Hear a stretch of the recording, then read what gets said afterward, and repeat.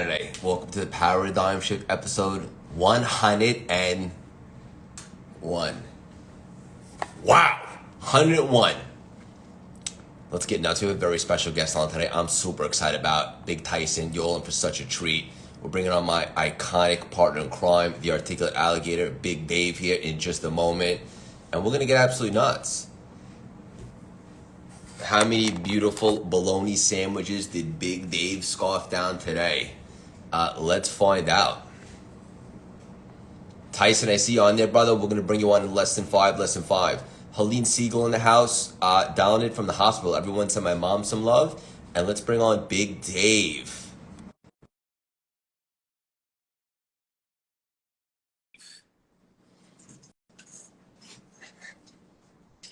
Let's get nuts. Everyone drop your current state in the chats 1 to 10.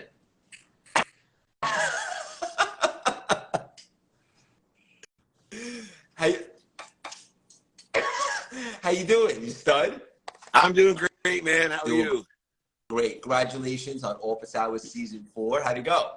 Well, it's halfway done. We're filming next week, Thursday and Friday, and it is a reunion for me now because we have the most eclectic community in all of the world.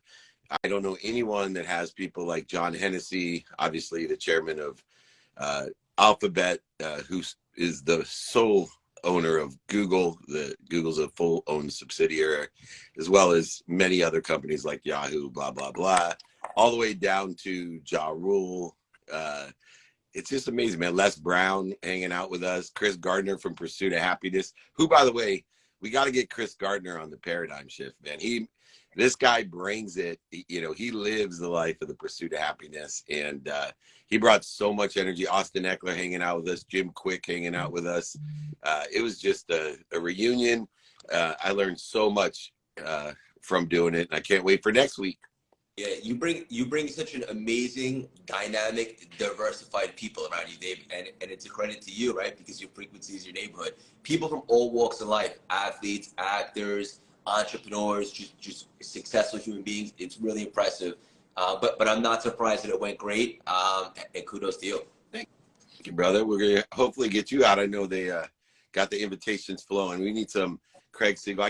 The chairs go up and down, so they can see us in there as well. So. Fair enough. Let's get nuts. We have a special guest coming on today. Let's get right to it. Dave, one of the things that you speak about often, but I need to rehear it today, is one of your favorite Shakespearean philosophies about how the world is your stage, especially when it comes to communities and stuff like that. Tell us what you mean. Yeah. Well, as much as we want to be ourselves, it was difficult in the past when, you just have a clan of 12 people. It's very dangerous to be ostracized for differing beliefs. And if you have a clan of 300,000 people, it also becomes very difficult to be yourself. But when the whole world is your stage, as Shakespeare somehow had the foresight to understand, with the 7.6 billion or so people that we have access to today, it is the unshackling of your handcuffs of having to be anything but what you want to be, anything but what you were born to be. And, I will tell you that it is so freeing to know that, 10% of the people are going to hate me no matter what. They're going to attack you, make up stories about you, or give you and participate in a completely different perception. I think the news is a great example of that, right? People are participating in different perceptions of certain illusionary activities. The truth is the truth, and your truth is your truth. And don't participate in a perception that you don't want to know. Remember this, that nobody feels like you feel. And that is the separation that causes the interference of all. We all think, oh, I feel so great about this. Everyone feels great about this. Oh, I don't like this. Everyone doesn't like this. Or, I'm worried about this. My whole company's worried about this. Or I feel great about this. My whole company's feeling great about this. Not true. You are the only one that feels the way you feel. And the whole world is your stage. So now you have an exponential statistical chance of finding people who feel the way that you feel, that are in your neighborhood, that have that frequency vibration. And that's why I hang out with you every single Saturday, 101. It's tons of fun here on the Paradigm Shift. And hello, your mom, Mrs. Siegel. It's great that you joined us as well, because your frequency is definitely my neighborhood. It's all quiet today. First, I love all that. And of the many lessons that you've taught me, that one was at the top that I needed to hear, that no matter what I do, 10% of people are not going to like me. And it kind of releases the pressure, right? Yeah. It is what it is. And it's good to tell people the way you feel. Like, it doesn't just work from a egocentric position. You know, if you don't feel a certain way, it's so good to express. I know in our relationship, I feel best when you express the way that you feel, right? When you express your confidence or your insecurity or your anger, upset, if you can express to others how you feel, because that's the separation between us. We can't know how other people feel. It's impossible unless you tell people, hey, this is how I think I feel right now.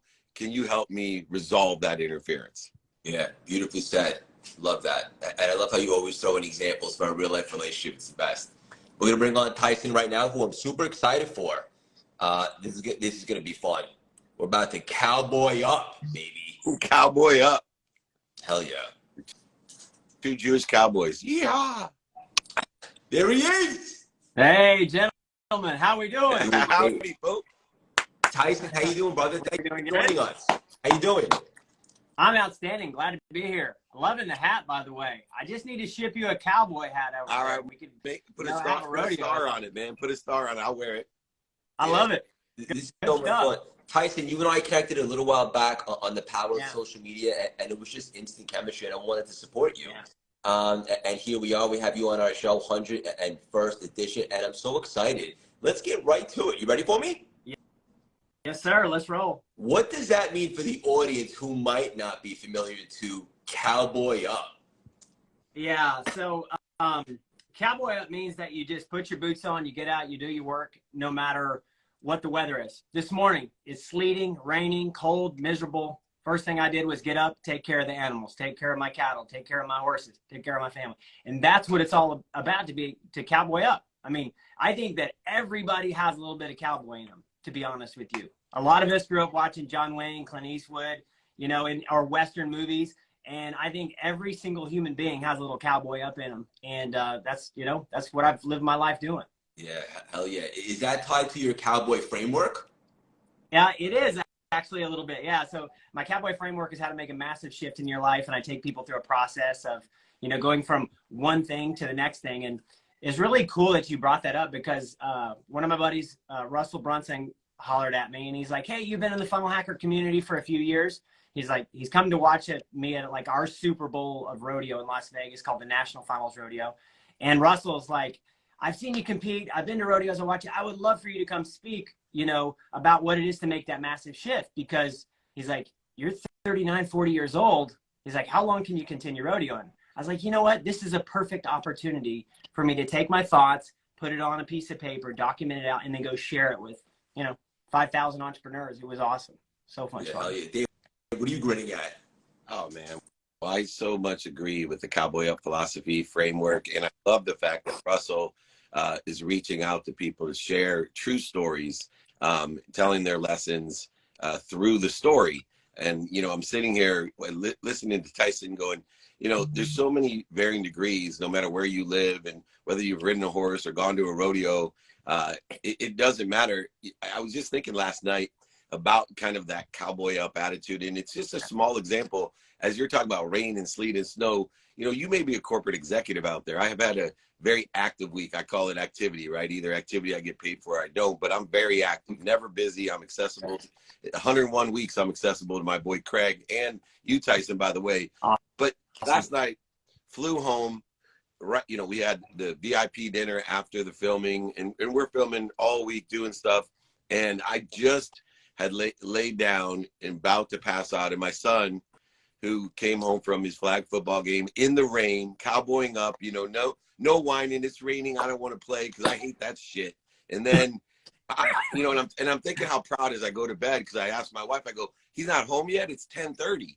like, and I'm fighting to stay awake just so I can hug my boy, right? Which is part of cowboying up as well, because I know cowboys aren't all just in toughness, man. They are family people that know what a good hug means. And anyway, he comes in and he says, "Dad, you've been gone for 2 days. Can you tuck me in?" And my initial thought is, I got to go to sleep. You know, like I gave you a hug. You know how hard it is sometimes just to get out of bed, because 0 to 1, guys, 0 to 1 takes as much energy as 1 to 100. And remember that from 0 to 1 takes as much to 1 to 100. And I told myself, cowboy up, man. I can get up. I can look up. This is the most important thing in my life. How am I going to deny my son, the most important thing, my children? And I cowboyed up, and it may sound like a wimpy thing to say. What do you mean you cowboyed up? Just because you got out of bed and walked down to that room and tucked him in and gave him a big hug goodnight. These are the things I want people to use when people like Tyson, who may utilize cowboying up in a way you would never imagine, taking care of animals and going out in the sleet and storm. I get that shit. But use it in your life with the little things that matter. That's what he's trying to say. And I so much appreciate your framework and your mindset. Yeah. I want to, and think about the millions of men out there that don't take that time to cowboy up and go tuck their kids in. They grab the bottle and they go sit on the couch and they watch TV. Then they throw their life away down a bottle. I mean, I have a lot of my family members are alcoholics. I hate to say that, but I watched it. You know, my dad is the toughest guy in the world, but spending time with us didn't really happen. And so cowboy up to me is like balancing that line of like, hey, I'm a tough SOB. I'm a badass. I'm a savage, and I'm a servant. I will say yes, ma'am. No, ma'am, I will open the door for a lady. I will be kind to anybody. But you know what? If it's time to saddle up and go do some stuff, let's do it. Yeah, I'm a ferocious Buddha, so I get it, man. I am a ferocious Buddha. Yeah. Love it. This is awesome. Talk about the same frequency. Love all this. Tyson, I knew you were going to be on fire today. And also, I want to let the audience know, if you're not familiar with Tyson before today's conversation, go follow him, support him, check out all the amazing stuff he's got going on. I was looking at your content, brother, and one thing that you were talking about that really hit home for me, and I know Dave can relate to this as well, is taking ownership for literally everything. Why is that so important for you? So, like, yeah, for those that don't know me, the 10-second thing, I've competed over 3,000 times professionally. I've been a professional athlete for 21 years. I'm world champion. I'm the first American to ever win a national championship in the country of Canada. So I know what it means to have those commitments every day. Like, did you put in the work today? And what is the work that you put in today pay off 2, 3, 4, 5 years down the road? In 2006, I was in the backseat of my truck with no money, credit cards maxed out, trying to live my dream, the second time of making it professionally on tour. And I literally cried myself to sleep. The next day, I woke up, I got in my journal, I said, the first line is, I will be a world champion. It took me 9 years of struggling and grinding and putting in the work to become a champion at an old age. I was 32. I'd be like, you know, somebody making it as a running back or a halfback or fullback at 32. I was an old man at that point. And so I didn't see the work that I put in come to fruition 10, 12, 14 years later. The best years of my career came when most people's careers were over. So putting in that daily discipline, if you're an athlete, are you stretching? Are you working out? Are you saying, are you talking on social media like you're actually doing it? But are you really walking the path? Are you living it? And so for me, I mean, that daily discipline in everything you do, whether it's your family, your money, your athletics, it pays the fruit down the road. And if you're looking at it for right now, like, what can I get right now? That's the wrong mindset. You have to say, what am I doing now that can pay off in 5 years, 10 years down the road? And for me, that's what allowed me to go, for those that don't know me, my parents moved into a farm on a dirt floor in a barn. My brothers started their career into this world on a dirt floor in a barn beside horses in a barn with a tin wall. That's where I got started. And so when I say I know how it is to come from the bottom, like, that's where I got started. And if I can do it, anybody can do it. Like, anybody can do it. You just have to be willing to put out the effort. Yeah, you're a special cat, brother. Dave, I know you want to say something. Hell yeah. I mean, there's a difference between the extra mile and the empty mile, as I always say, right? The guys that can do it consistently every day, persistently, without quit, in the pursuit of their potential, despite people laughing at them, scoffing at them, making fun of them, despite the bank coming after you, living without a home, living without a pillow, whatever it takes. Those are the people that understand. Now, on that same note, I grew up in the same situation, except for I did have a floor, with a single mom, 6 kids in the projects in Akron, Ohio. But I will tell you this, I went on a quest to understand it scientifically. And what I've learned about the empty mile, because if you go the extra mile every day, not every once in a while saying, hey man, I stayed up till 2 a.m. 2 weeks ago studying for that exam, or right. And because those people just use that as an excuse why they aren't where they are. Right? The people that go the empty mile use it as an excuse. If you go the extra mile every day, here's how energy works. Behavior is energy, money is energy. All the things that Tyson listed out are energy. Here's the 3 properties that I've learned scientifically of energy. 1, energy aggregates itself. So when you put out the right energy every single day, more people, more situations, more opportunities and options, they attract to that. They aggregate with you. They build a community of energy and frequency with you. 2, it compounds itself. So now you get an exponential result 5, 10, 15 years down the road. What used to take you 5 years now takes you 5 days, because energy aggregates and it compounds on itself. And then here's the nicest thing. It accelerates. So no matter what age you are, the energy accelerates. So the things that you're working towards, the things in the empty mile, come faster. And then everybody looks at Tyson, they look at Craig, they look at me, and they say, those guys are overnight successes. Yeah, I'm an overnight success. Every goddamn night overnight. Because I put the work in every single day since I was 5 years old, sometimes pursuing what I shouldn't pursue and sometimes pursuing what I should. But I put in the work every single day. This is awesome. Tyson, I know you want to say something too, but before you do, this is also ties back to something you say, is stop beating yourself up and just get in the reps, right, brother? Yeah, put in the reps. I mean, success comes through repetition, especially in any athletic endeavor. You don't have time to think all the time. As an athlete, the only time that you can think through a process is when you're locked in your zone. And very few athletes in the history of the world can do that on a consistent basis. The Jordans could do it. Tiger could do it. But they're 1 in a million. The rest of us, normal people, have to put in the reps and effort. I've got about 30,000 hours of practice doing what I do. And so I can do it in my sleep. I don't even have to think.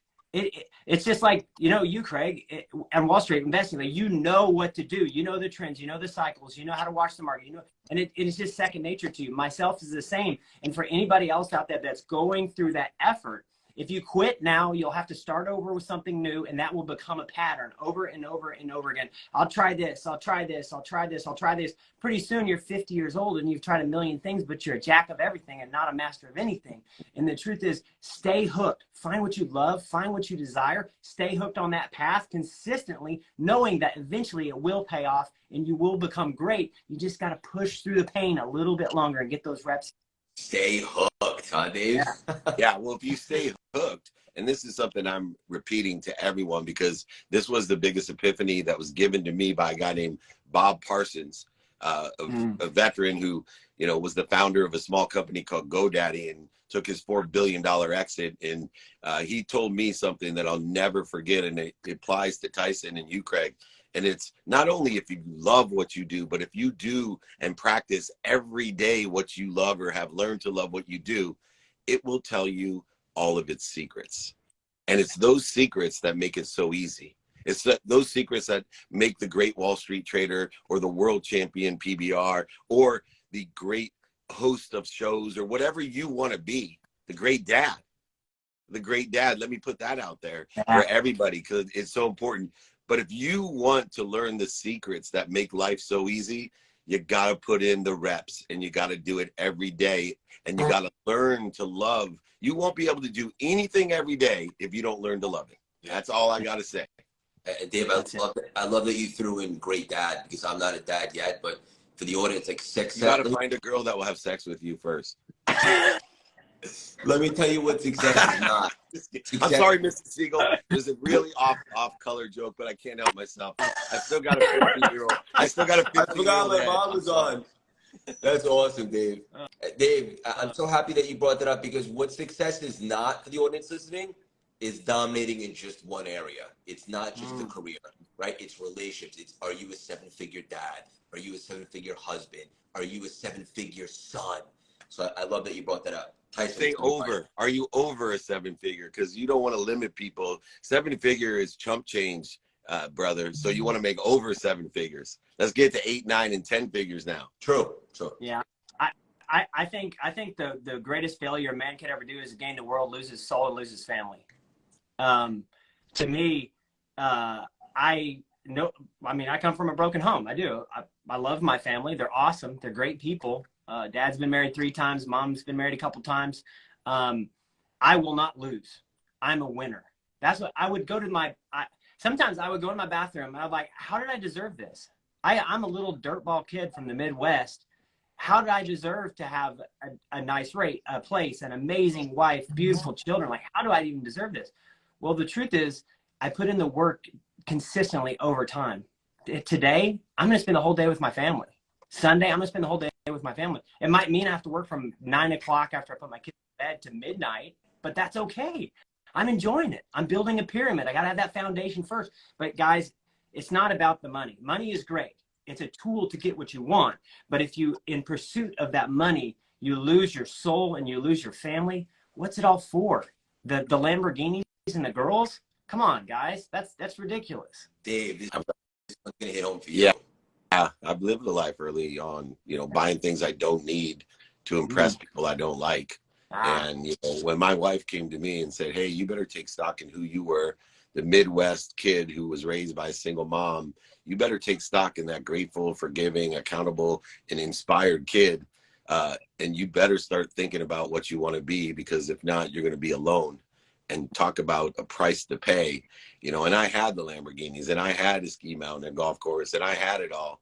And thank goodness, as I look back, and this is where my whole philosophy of faith comes in, that I know there's something bigger than me that loves me more than my mom, that's protecting and promoting me. And the biggest promotion I've ever gotten was losing everything, all my money, because it was an awakening that has allowed me not only to have and to be able to make money the right way and to shop for the right things, but also to help a lot of people and have a lot of fun. And here I am 17 years after my wife saved me, my life, and my marriage by awakening me to who I am and what I want to be. And I realized I am happy, I am healthy, I am wealthy, and I am worthy. I got to stop interfering with it through my faith that I'm not being punished. I'm being promoted and protected. And the fact that you're here, Tyson and Craig, you're here with me here every week is proof I'm doing the right things. These are the indicator. You show me your friends, I'll show you my future. And when I come on the paradigm shift, I know I got a bright future. Oh, that's awesome. Yeah, this Dave, your wife sounds like a brilliant woman. I always say every good man marries a great woman. It's the biggest decision you'll ever make in your life. And she sounds brilliant. Yeah, good thing she has poor eyesight, though. You got to find one with poor eyesight. When you look like this. Oh, man. This was perfect. This was deeper than I expected and hit all the right buttons, the laughs, all of it. Thank you both, genuinely. Thank you for showing up on a Saturday. I'm better for this conversation. I know the audience is as well. Dave, one final nugget to take us home. I will start where we finish where we started is, you can't feel what other people feel. And so you feel the way that you feel, and you need to feel inspired in spirit, meaning that you're connected to and through an omniscient, all-powerful, all-knowing source. Whatever it may be, religiously, spiritually, philosophically, theoretically, I don't care. But as a foundation, the bottom of the principle, every person that I have met that's passionate, purposeful, and profitable in their life, like Craig Siegel and Tyson, they know one thing. They're protected and promoted. They have faith. And that's what carries them every single day to be a better dad, to be a 7, 8, 9 figure, whatever they want to be. The money will follow you. I promise you. When you pursue your potential, the money pursues you.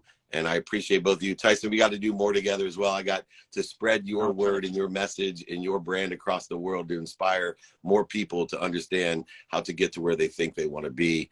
Craig, I love you, needless to say. I love you both. Tyson, thank you so much. I can't wait to get you after D. Thank you as always. Both of you have an amazing Saturday. Enjoy some family time. And we'll chat soon. Chat soon. Guys, have a great weekend. Enjoy your families, guys. Take care. Yes, too. Bye. That was awesome. Epic. Hit all the right notes. D, funny, all of it. Thank you all for joining us on this beautiful Saturday.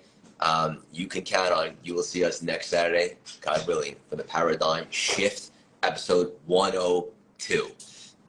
All we ask, if you guys are loving these, the guests that we're bringing on, continue to share them. The show's exploding. And also, feel free to send Dave and I some guests that you think would be a great fit for the show. We love to showcase other amazing humans, just as we did today with Tyson, for our audiences who might not have been familiar. Alex, I know you're on here. He said get Chris Gardner, so reach out to Chris, get him on as well. Love you guys. Sharpen the axe. Reinvention is ready when you are. I love you all. Have an unbelievable weekend.